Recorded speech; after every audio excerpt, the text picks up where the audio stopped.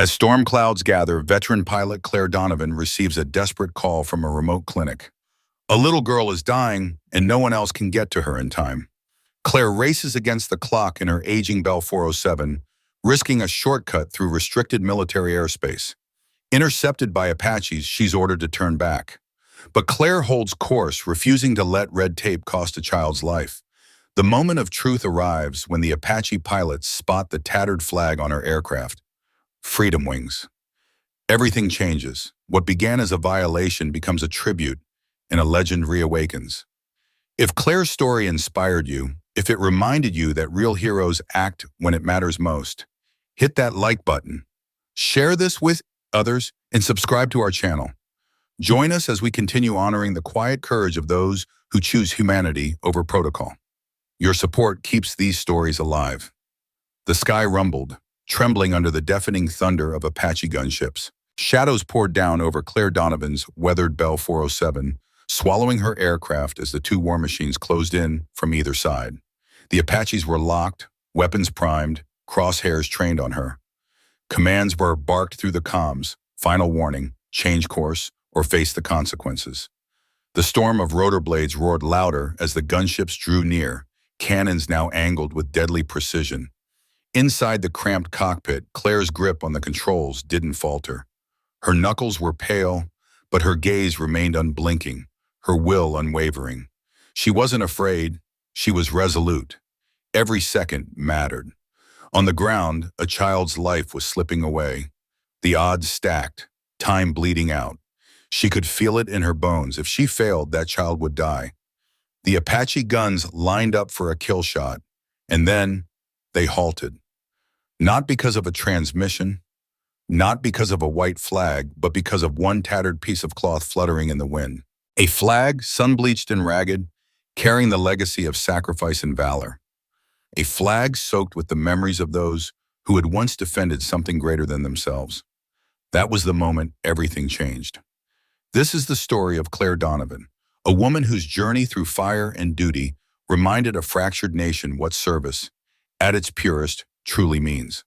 Her path didn't begin in that desert sky. It began decades earlier, long before she wore any uniform, long before her name became synonymous with grit and courage. Claire grew up surrounded by the rhythm of flight, the low hum of helicopters overhead, the calm determination etched into the faces of those who served. Her father, a decorated search and rescue pilot, wasn't one for grand speeches. He showed her what duty meant through quiet deeds and unwavering resolve. From a young age, Claire absorbed the lessons he embodied. That being in service wasn't about medals or parades. It was about becoming the last barrier between danger and the defenseless. So it was no surprise that by the age of 22, Claire had earned her wings and a place in the shadows of aviation's elite, an unlisted unit known only among whispers and closed-door briefings. Freedom Wings. They had no public roster, no press releases. They weren't the ones sent in when the mission was possible. They were called when it wasn't. Extracting pinned-down spec ops teams from ambushes, delivering life-saving cargo to civilians encircled by chaos, flying through fire, through storms, through nightmares. That was Freedom Wings' territory. Their motto? It wasn't on uniforms. It wasn't framed in command halls. It was etched in their choices, flight after flight, no one left behind. To Claire, those weren't just words. It was the promise she recited with every takeoff. It was the contract she carried in her chest. The years that followed were relentless. Claire flew into hell and back over and over, through dust-thick night skies and over terrain so dangerous drones refused the path. She flew. She took fire, felt the sting of bullets scrape past. She watched too many good people fall. There were scars on her chopper's hull, scars on her skin, and deeper ones, the kind that never show. There were failures, those she couldn't save despite giving everything. Civilians who slipped away, friends who never came home. But there were also victories. Quiet, hard-won ones. A child airlifted just in time. A wounded medic carried from a crumbling building. A special forces team rescued because she chose not to retreat. Nearly 10 years later, her tour with Freedom Wings ended. But her mission did not. Others retired, chose calm, chose safety. But Claire, she couldn't let go. not when there were still people out there with no one coming. So she took everything she had, every dime saved from years in the field, and bought an aging Bell 47. A beat-up, gasping machine that needed love, patience, and everything she had left. She named her new venture Sky Angel. Sky Angel wasn't a company. It was a vow, an emergency air service that specialized in the impossible. Where others turned back, she pressed forward. Remote mountain villages, forgotten desert outposts, disaster zones crushed by debris, those were her destinations. It was costly. Every mission drained her funds. But she didn't care. Her measure of success wasn't in accounts. It was in the lives touched. In the faces of families reunited. In knowing that, just once more, she'd made a difference in Deschamais. Her Bell 407 was a relic, but she treated it like sacred ground. Each bolt inspected, each rotor tested again and again. And on the tail, the faded symbol of her past, the same old flag from her Freedom Wings days. It was stained, worn to threads, repaired more times than she could count, but never replaced. That flag was her compass. It reminded her of who she'd stood beside, of the promises made under fire, of the lives sacrificed to carry others home. It reminded her that the rules drawn by nations and bureaucrats meant little in the face of a child gasping for breath. What mattered were actions, so she kept flying. Rain or fire, day or night, she flew, because no one left behind was never a slogan to Clare. It was her life's work. The call came just like all the others, unexpected, urgent, and utterly desperate. Storm clouds gathered in the late afternoon sky when her radio crackled to life. On the other end, panic. A remote clinic, tucked deep in a rugged desert town far from any usable road, was out of time. A 6-year-old child was in critical condition, barely breathing. The oxygen supply had failed, and the clock was running out. Ground transport couldn't make it. Standard Air Rescue refused to risk the approaching storm. But Clare, she didn't ask twice.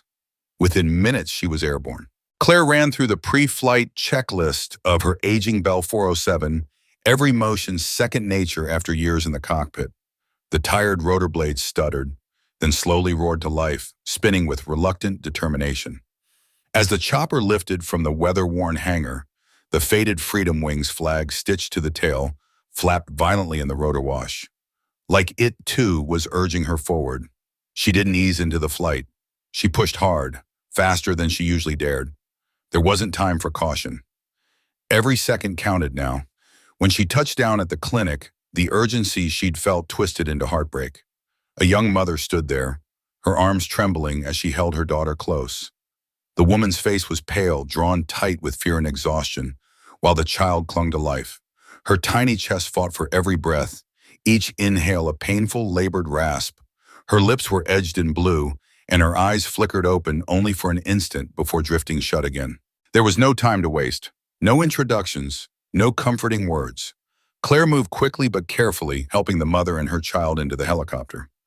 A nurse rushed forward and handed Clare a note, its surface smudged and wrinkled, written in haste. It listed what little care they'd managed to provide. Scribbled in the corner was a desperate message. Please hurry. As Clare lifted off again, she keyed her radio, requesting access to the standard medical flight corridor. It was the official route, safe, approved, but long. Too long. An alternate route was possible, but it would tack on 20 extra minutes. Clare glanced at the mother seated behind her. The woman cradled her daughter tightly, her face streaked with silent tears. The child let out a faint wheeze, then fell terrifyingly still. For a breathless second, Clare thought they'd lost her. Then another shallow gasp came. That was all the answer Clare needed.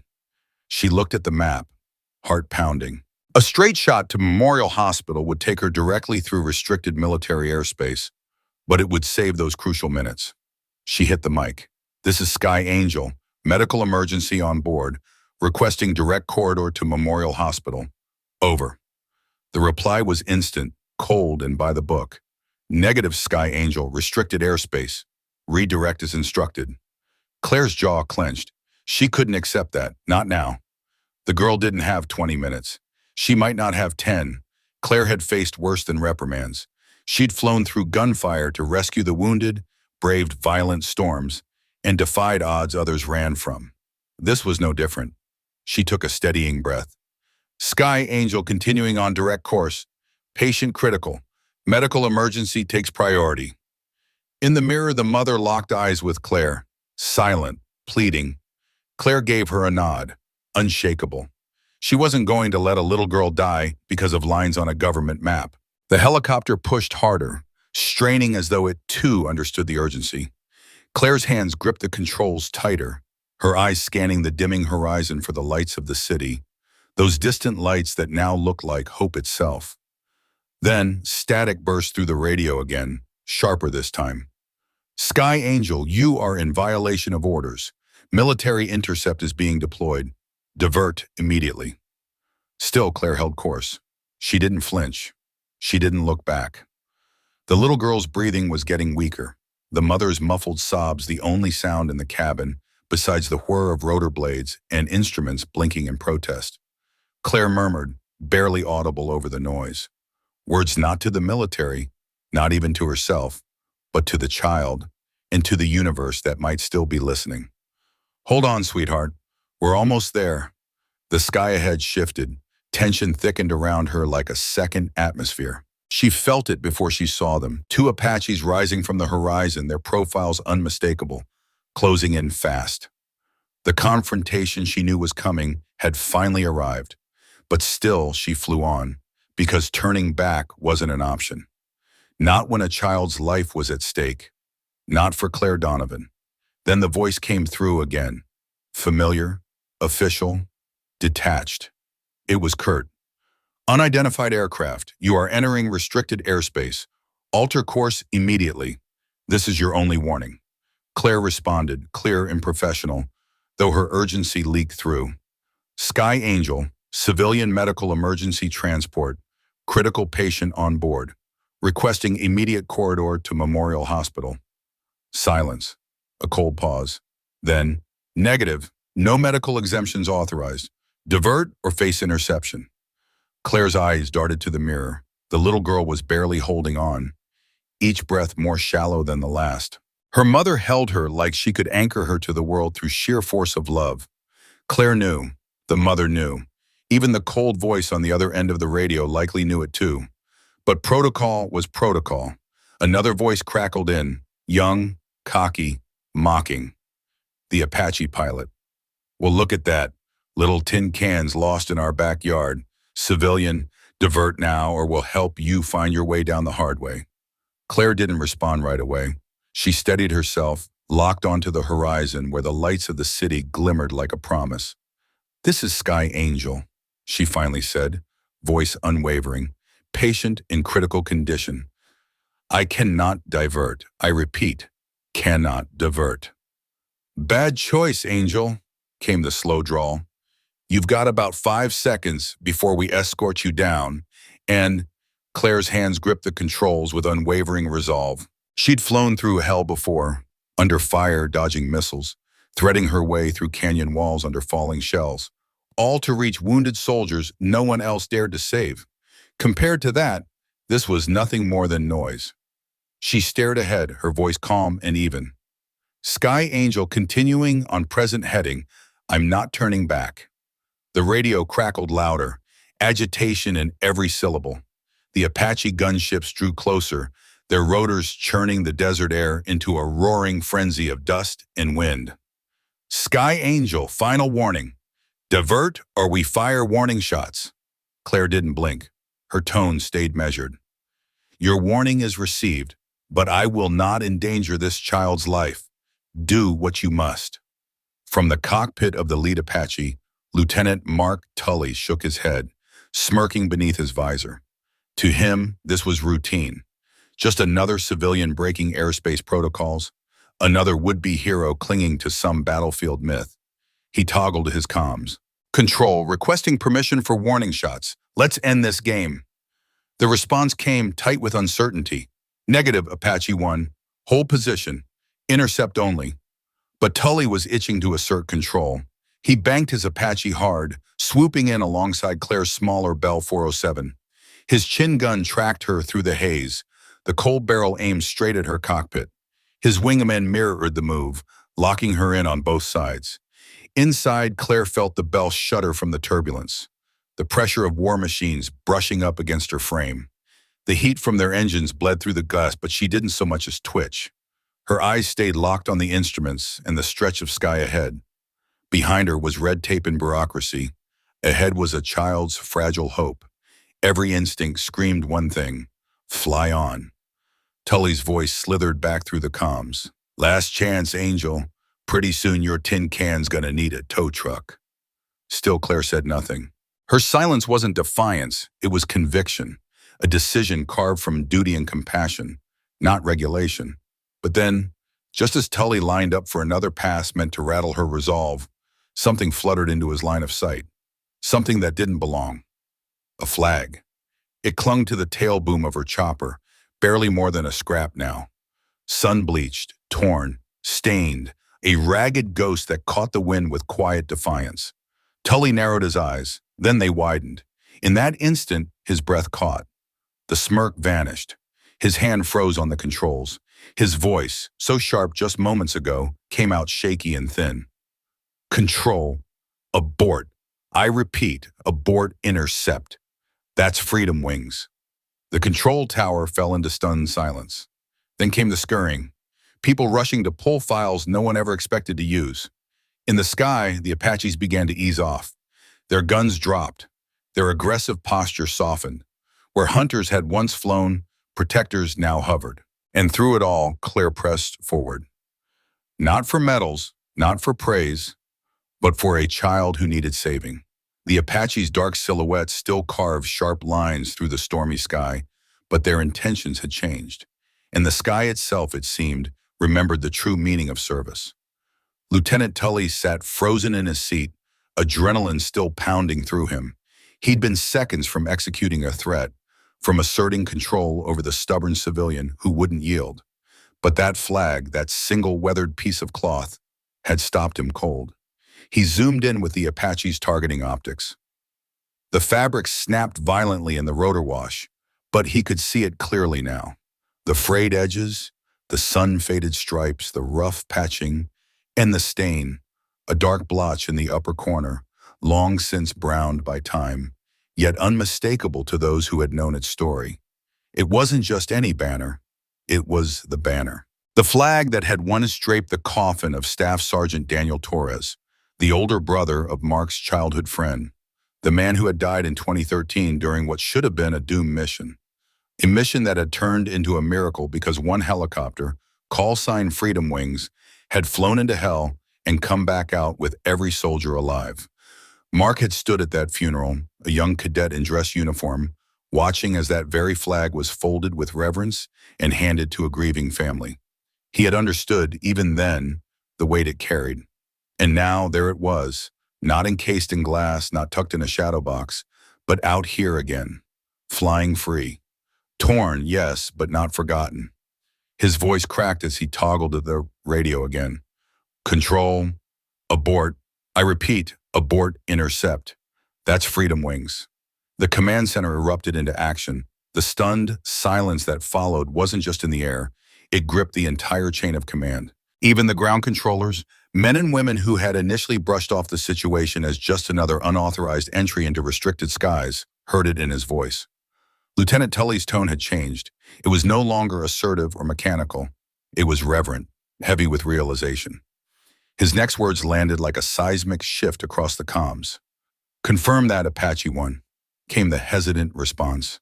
The voice on the other end, so confident moments ago, now wavered with uncertainty. Tully's throat tightened. He swallowed, his visor masking his expression, but not the weight in his voice. Confirmed, he said quietly. Freedom Wings, colors are authentic. This pilot, she's one of them. Next to him, his wingman instinctively eased off. The pressure that had boxed Clare Donovan in only seconds earlier dissipated. The Apaches no longer flew like predators. They repositioned, their formation softening. What had been a show of dominance became a formation of protection, of reverence. In a single moment, the battlefield shaped by procedures, assumptions, and hard-edged protocol was rewritten. Where certainty had turned to challenge, truth now commanded the air. Claire remained calm in her cockpit. She didn't understand why the Apaches had backed off, but the shift was unmistakable. They were no longer intercepting, now they were following. The radio flared to life again, but this time the voice that came through had changed. Sky Angel, this is Apache 1. Please continue on your course. We'll provide escort. Claire blinked. The voice was respectful, subdued. Whatever had just happened, it altered the entire encounter. She answered without pause, steady and professional. Copy that, Apache 1. Thank you. Far below in the regional command center, officers scrambled. Names and codes they never expected to need suddenly became urgent. Screens lit up with restricted access warnings. Someone whispered, Clare Donovan, and with it came a flood of sealed files, their contents locked behind layers of clearance. Even the highest-ranking personnel could barely access fragments. But those fragments were enough. Freedom wings. Mission commendations tied to operations that technically never occurred. Citations earned in places never marked on official maps. Enough to shift the mood from enforcement to awe. Colonel James Carter stepped toward the comm station himself. Unlike his subordinates, Carter knew exactly who she was. Her name pulled a decade-old memory from the depths of his past. A desert, a mission gone sideways, his unit cut off and nearly overrun. And then they came. Freedom wings, tearing through enemy fire without hesitation, pulling them from the brink of annihilation. He owed his life to a pilot like her. He leaned into the console, his voice even and full of gravitas. Sky Angel, this is Colonel Carter. We extend our deepest respect. You are granted full clearance in any airspace, and you have our thanks. But Claire didn't fly for thanks, or for recognition. She wasn't there for medals or commendations or the ceremonial weight of memory. She flew for one reason, the child fighting for life in the back of her aircraft, for every soul who ever needed someone to arrive when hope had all but vanished. And so that day, 2 war machines built for battle tucked in beside her, not as aggressors, but as guardians. What had begun as a textbook interception became something else entirely. A quiet tribute, a recognition that some service transcends protocol, that true valor doesn't need a ceremony to be seen, that a faded insignia on a worn aircraft can still command the skies. At the command center, the routine had shattered. The dull rhythm of policy enforcement had been replaced by something more human: respect, humility, and memory. Earlier, Lieutenant Tully's voice had broken through the system, laced not with protocol, but with reverence. Control abort. I repeat, abort intercept. That's freedom wings.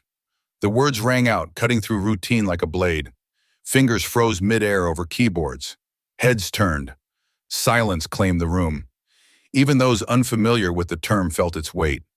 Freedom wings? A young officer murmured, confusion and awe in his voice. But not for Colonel Carter. For him, those words sparked not confusion, but memory. The gray in his hair deepened in the fluorescent light as his eyes saw something else. The desert, the smoke, the sound of rotors punching through chaos. Get me everything we have on that aircraft, he ordered. His voice snapped the room back into motion. Screens came alive.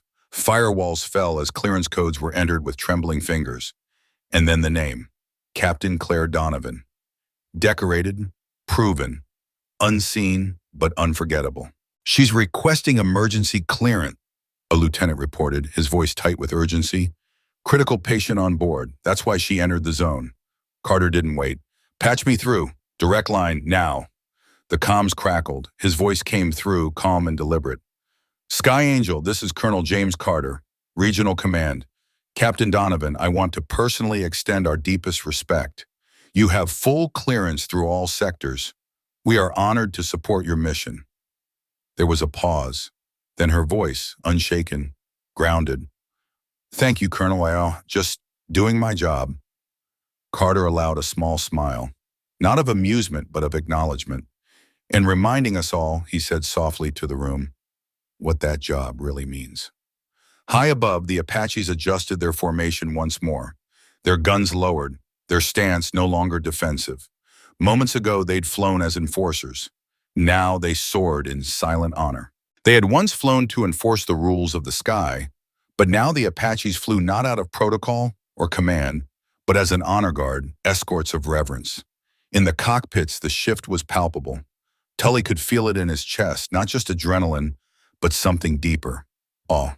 He had nearly made an unforgivable mistake, nearly turned a hero into a target. But now, flying beside her, the weight of humility settled on his shoulders. "Sky Angel," he called over the comms, his voice no longer edged with arrogance, but sincere and steady. "We'll make sure you've got a clear path. Anything you need." "Copy that, Apache 1. Let's get her there," Claire replied without hesitation. Her focus was razor sharp, her mission written in every breath she took. And so they flew, Claire's battered Bell 407 at the center, bracketed on either side by two of the most formidable machines in the skatebod. They didn't fly as hunters anymore, but as shields. The storm began to break. Shafts of golden light pierced through the dark clouds and spilled across the formation as if the heavens themselves had paused to honor the moment. Inside the command center, the energy had shifted. What had begun as a routine enforcement operation had evolved into something else entirely, an awakening. Junior officers leaned in closer over their consoles, eyes locked on the radar. They didn't just track blips now, they bore witness. Orders came not in bark commands, but in measured, respectful tones. "Clear all air traffic, military and civilian," Carter instructed. "That corridor stays open. Nothing gets in their way." "Yes, sir." That day, Clare Donovan had done far more than save a child. She'd stirred a dormant memory in those who watched, of what it meant to truly serve, to place humanity above procedure. Her actions spoke louder than any regulation ever could. Sometimes duty means choosing the right thing over the rulebook. As the trio neared the hospital, Carter stood in the control tower, eyes tracing their path across the golden sky. Alone, he nodded softly to himself and whispered, "Godspeed, Captain, and thank you for reminding us who we are." The hospital's helipad came into view, bathed in the final light of day. The city below glowed beneath the setting sun, quiet and reverent. The Bell 407, weathered from its journey and scarred by time, descended not just with mechanical grace, but with purpose. The Apaches held formation until the last possible second, not as enforcers, but as silent honors to the woman they'd flown beside. Then, slowly, they peeled away. Claire landed gently. Even before the rotors stopped spinning, the hospital team surged forward with clinical urgency. They moved with practiced skill, lifting the little girl out with utmost care. Her mother followed, tears falling freely, but this time, they came from relief, not fear. The girl was alive. She had a chance now because one pilot had chosen compassion over protocol. As the medics did their work, Claire remained in the cockpit, her hands gripping the controls, her breath still catching up to her heart. The air around her still hummed with the Apache's departure. She looked up just in time to see them dip their noses, a final salute, before disappearing toward the horizon. Their mission, like hers, had become something more. But the moment didn't end on that rooftop. Within hours, the story spread through military channels like wildfire. This wasn't idle chatter, it was reverence. Pilots, soldiers, commanders, across bases, squadrons, and units, they all heard of the pilot who'd defied the rules for something higher, and of the Apaches who had recognized her mission just in time. The next morning, in briefings and mess halls, young officers discussed her with curiosity and admiration. They asked why she did what she did and what it meant to risk so much for a stranger. It reminded many of something often lost beneath policy and protocol. That service wasn't blind obedience. It was judgment. It was heart. At training commands, instructors quietly began to fold the story of the Sky Angel into their lessons. Not to celebrate defiance, but to teach something far more valuable, when and how to make the right call. To understand that courage sometimes meant standing firm and sometimes meant changing course. One of those instructors was Lieutenant Mark Tully, the very pilot who had once tried to bring Claire down. Deeply changed by the moment, he now used it to teach his students a truth he had learned the hard way. That one of the bravest things a soldier can do is admit they were wrong and choose better. Claire kept flying missions, just like she always had. No medals, no speeches. That wasn't why she did it. But wherever she went, those who recognized the weathered Freedom Wings flag, stitched onto her helicopter, offered a silent respect that said more than any ceremony ever could. That flag, torn, sun-bleached, and patched, became something far greater than a leftover remnant.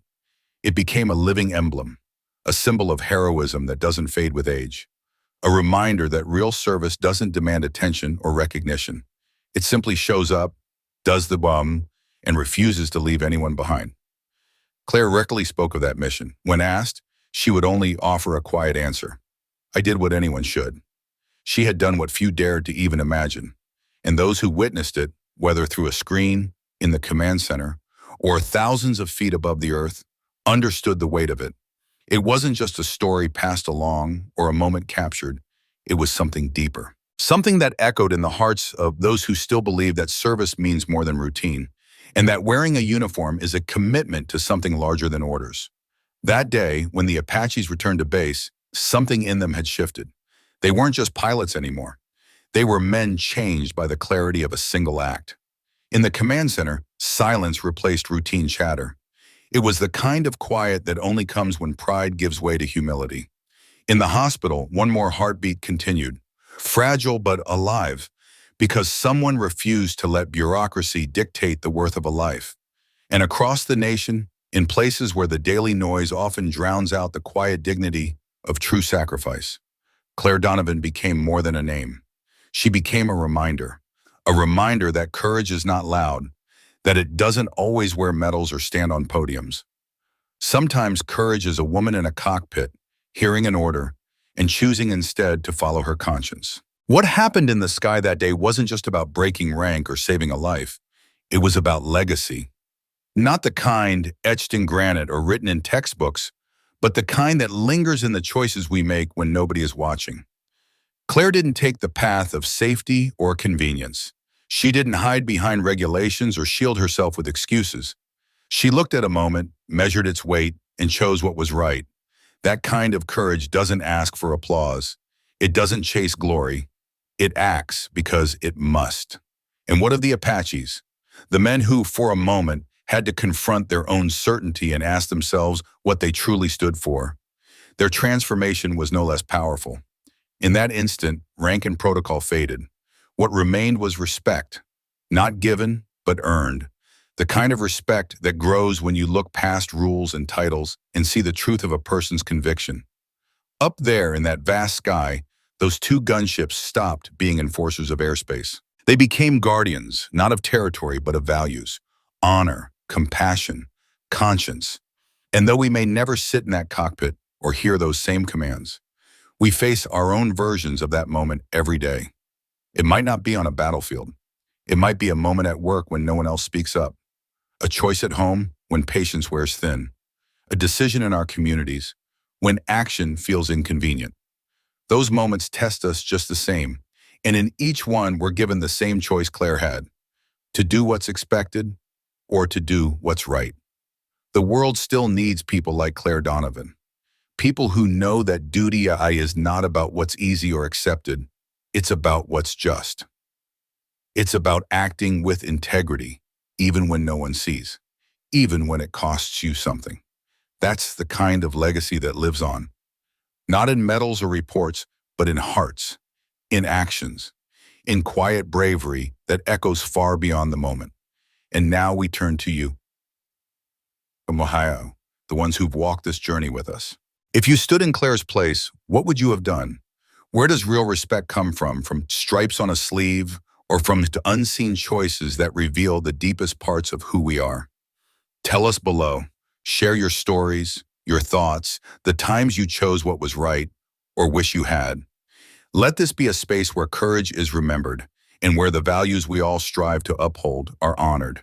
And if Claire's story moved you, if it stirred something real in you, then please like, subscribe, and join us as we continue telling stories that shine a light on the quiet heroes among us. Because the greatest legacies aren't always printed in books. Sometimes they ride on the wind, stitched into a worn flag and etched into the spirit of those who believe that no one ever should be left behind.